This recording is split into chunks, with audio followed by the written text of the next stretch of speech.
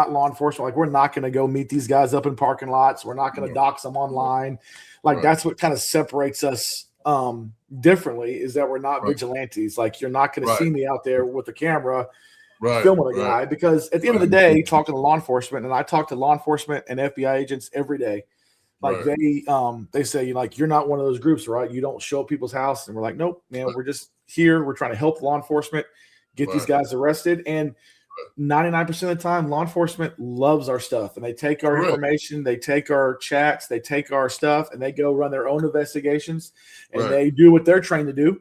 And we've got 9 arrests tied to our online tips. Yeah, man, we're pretty proud of that. 9 arrests tied to our online tips in the last 9 months. We've gotten 2 teachers fired from their jobs. You know, like, get their asses out of here. Yeah, it wasn't enough to like get them prosecuted because of certain different things, but we freaking called the school district and said, hey, this is this guy, this is what he's doing, he's around your kids, and they'll do their own investigation, and they're like, oh yeah, this is not good, and they, you know, get them fired. And then we have that. We had 2 prisoners actually that we were talking to that were in prison for doing the things you shouldn't be doing, but they snuck cell phones in, still talking to minors in prison.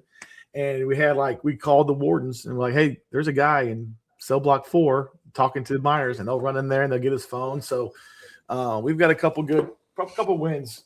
That's crazy. So, yeah, man, it's crazy.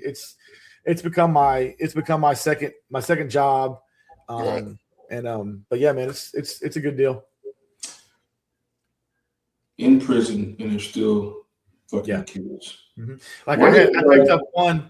I'm talking to a guy right now. I picked up one who's on the sex offender registers. Like, he's on the list in New York for doing the same thing. And I mean, they can't stop, man. It's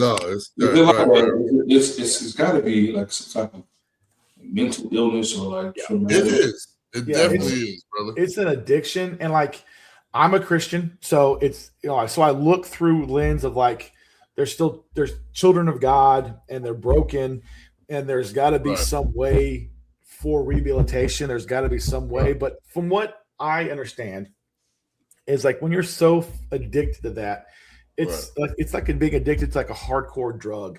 And like, you're always going to have that itch. You're always going to have that problem. If you don't have help for it, you're not going to just beat it on your own. You're not going to wake up one day and go, I'm healed.